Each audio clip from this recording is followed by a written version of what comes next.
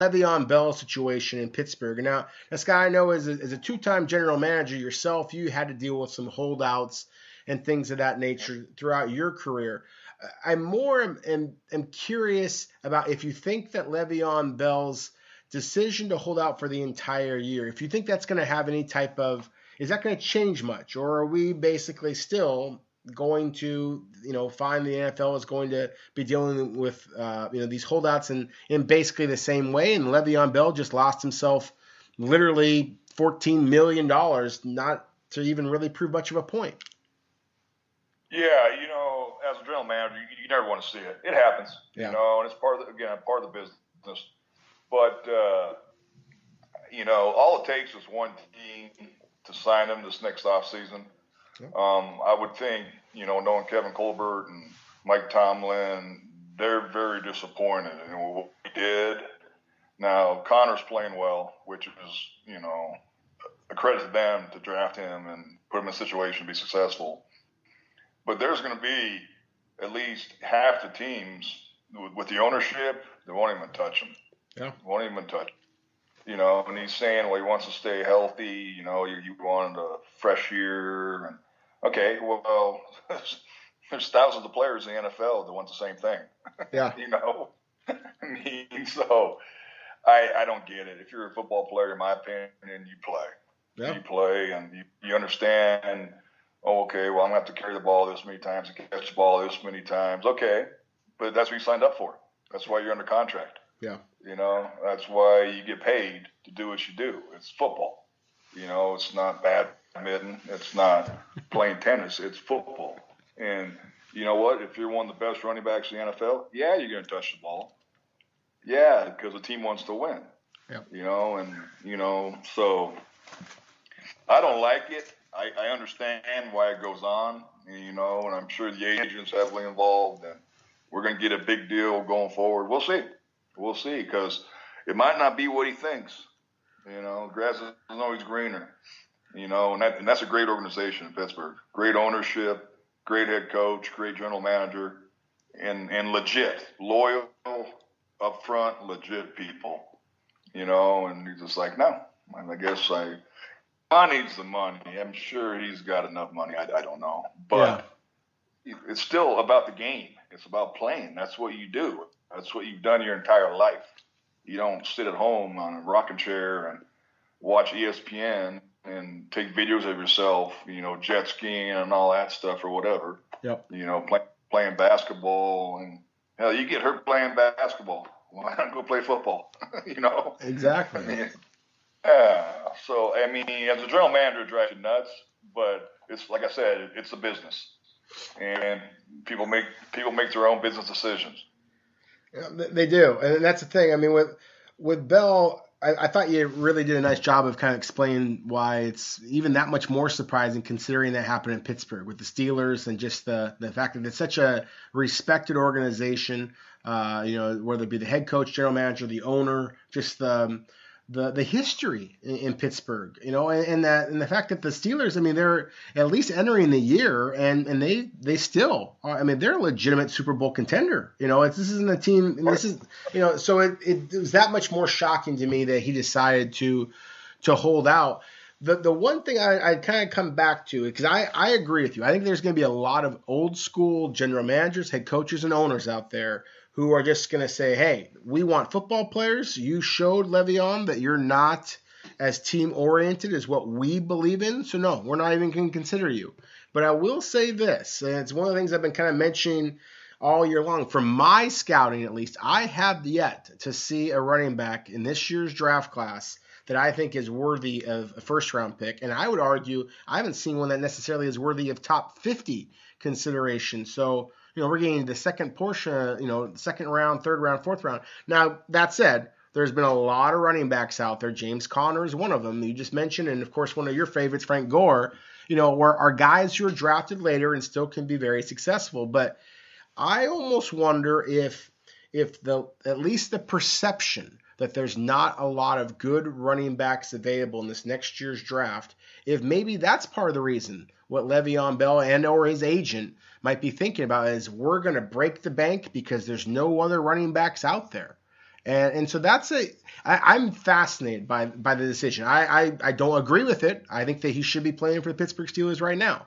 But at the same time, I am curious to see what kind of money he gets, because I do think there's several different factors involved here, and I would not be surprised at all if part of their decision to hold out for the entire year was because of the fact that this does look like a little bit weaker running back class. But I'm sure you, Scott, already have a couple of guys that that you're going to draft, or you're going to advise people to draft later. They're going to end up being Pro Bowlers. So maybe I'm crazy. No, you're not crazy. It could be. There's so many things, moving parts that go into this because, of course, it's the player's decision what he wants to do, no matter what. Yeah. It's the agent's decision to say what he wants to say to him about the draft class, or the fact that there's 5 teams that already called the agents that listen, we'll sign him. I don't know. Yeah. That's all behind doors that takes place. But don't worry. There'll be running backs in this draft. I promise you. I promise you. No, I'm excited to see who might come out, because I haven't seen anybody. I mean, there's some good solid backs out there. Don't get me wrong. But after the last couple of years of just these extraordinary classes, then I think that the cupboard's a little bit bare this year. So I'm curious to see what happens there. One player that I do feel strongly about is an absolute superstar, is going to be a high first-round pick, is Ed Oliver.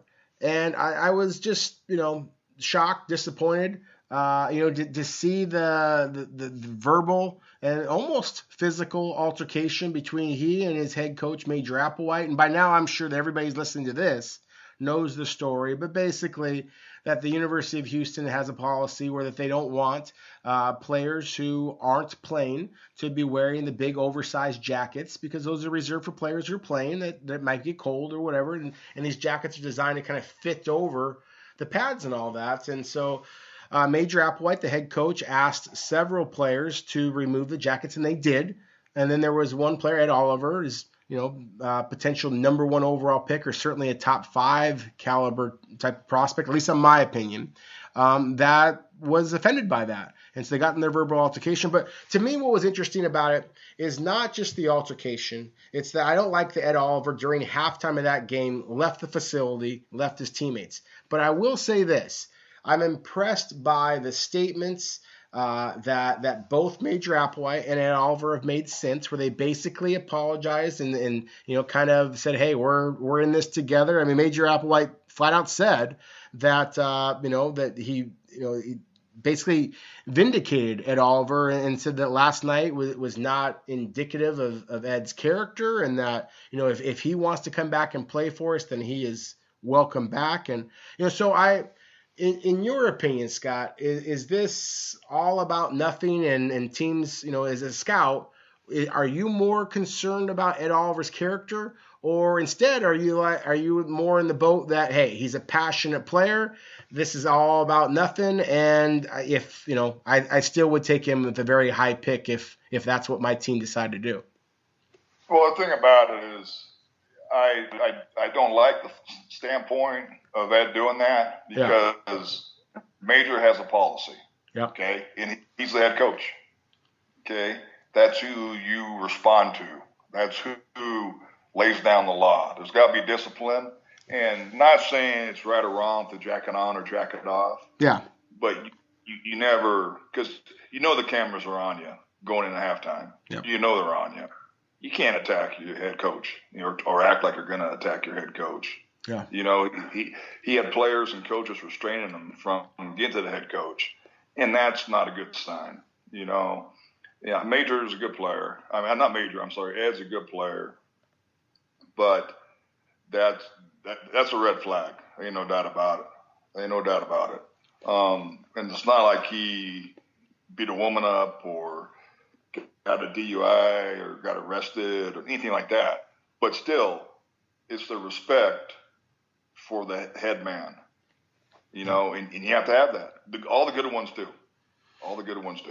Well, exactly, and that's the point I was going to make is, like you said, all the good ones do, and there's so damn many good defensive linemen this year. And so it's like it's kind of the exact opposite of the point I was making before about the running backs, that because there's very few of them, at least in my opinion, that if you have a superstar like Le'Veon Bell, then he might get paid that much more just because there's nobody else out there. But defensive linemen, there's so many good defensive linemen that even the smallest little slight, could potentially drop him down behind a Nick Bosa or a Cleveland Farrell or a Raekwon Davis or all these other Rashawn Gary at Michigan. I mean, the point is that there's so many of them that even a little bit could drop them, say, from the number 1 or top 3 or top 5 pick outside the top 10. And wow, I mean that's a lot of money. You buy a heck of a lot of oversized jackets with that kind of money you might be losing. No doubt. Yeah, and everybody's paying attention to everybody right now. Everybody's nowadays on social media, all the TV coverage, all the scouts are following it, and all the GMs are following it. They hire people just to follow Twitter accounts, and organizations. Yeah, and so anything that's a negative is a negative. It's going to affect you. That doesn't mean he's not going to be a good player. No. But still, it's a negative. It's not a positive. It's not like he had 4 sacks, and 2 forced fumbles, and wow, what a great game. Nah, they're like, whoa, I mean, first of all, he's not playing. Yeah. Second of all, he's arguing with the head coach, and it's just like, why? Why not just be yourself? If you're injured, you're injured. You can't play, you can't play. That's okay. If the coach has, it's like saying you got to be here hour and a half before kickoff. You got to be there, and if you're not, then something's going to happen.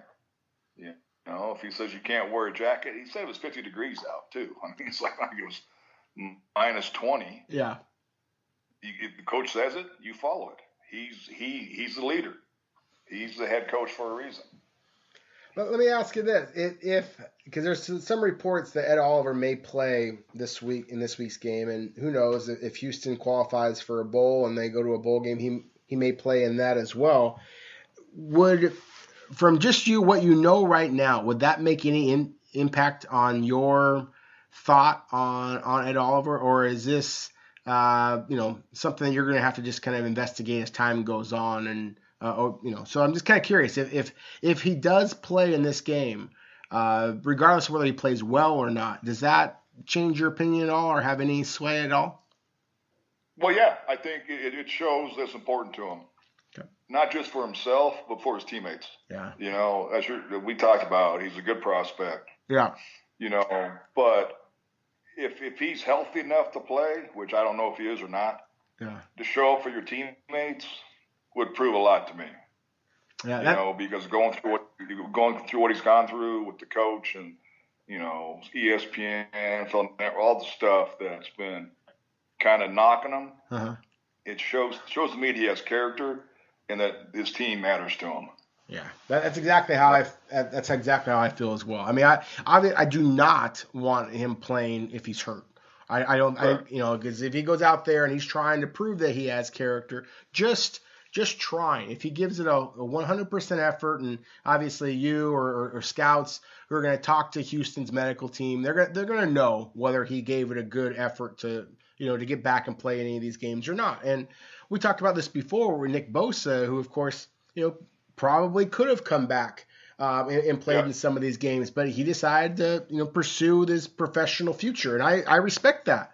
But if Ed Oliver is healthy enough to play, and he does play, to me that shows his character, that shows his commitment to his teammates, and then to me it also shows some commitment to his head coach. And the head coach, I thought that Major Applewhite made a bigger deal about this in the beginning than he maybe should have. But I have been impressed by Applewhite, his questions immediately following the game. Or his answers, I should say, immediately following the game, where he was respectful of his player, and so that kind of surprised me. I thought that showed maturity that I want to see from a young coach who, let's face it, was kind of disrespected on national television, and to show that willingness to look outside of just his own ego and instead say, hey, this is more about our team. To me that would if Ed Oliver can match that by playing in this game, I think that it kind of is one of those things where it could be a little bit much ado about nothing, as long as this is the only character red flag that we've seen from Ed Oliver. If there's other stuff out there,